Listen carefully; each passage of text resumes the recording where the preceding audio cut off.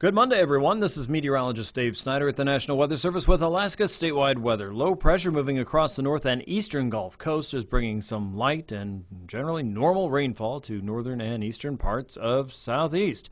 Looks like rain will continue there through the afternoon and into the evening hours as high pressure sitting south of Haida Gwaii and another wave of low pressure south of the Alaska Peninsula will continue the steady and southerly flow of wet and warm air into the Gulf Coast communities.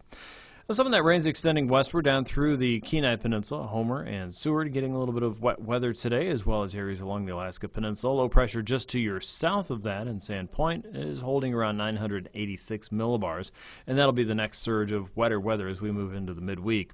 There's still some areas of light rain around the Yukon and Kuskokwim Delta, generally north of Bethel and north of the Alaska Range, also looking at some wet weather across the interior. The main concern in the next 24 hours will be some of the winds moving across the eastern Alaska Range and the Deltana and Tanana Flats regions. As that continues to move through the area, we are expecting to see an increase in fire weather danger in those regions, and red flag warnings have been issued for those communities. Low pressure sitting across the northern Yukon at 1,009 millibars tonight. Behind that, colder north and easterly winds blowing over the Beaufort Seacoast and the eastern run of the Brooks Range there into the upper Yukon Valley. That'll keep some areas of light snow present in your community.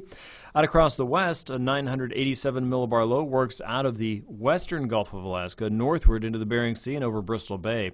With that comes another surge of south and westerly winds working through the Bristol Bay region and the western Alaska Range. Visibilities are going to come down in the mountain passes with that, and do expect areas of light rain up through the middle Yukon Valley and all the way out toward the southwest coast and into the eastern chain.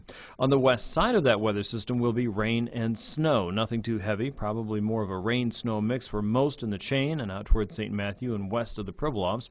And you may see that extend into parts of Norton Sound as we head into Wednesday, with low pressure parked just south of Gamble and Savunga.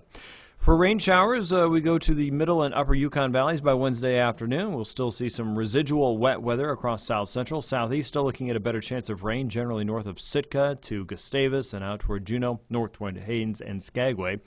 And warmer air continues working its way northward into the Alcan border region, as well as areas into the Brooks Range where that becomes snow once again. With Alaska's statewide weather, this is meteorologist Dave Snyder.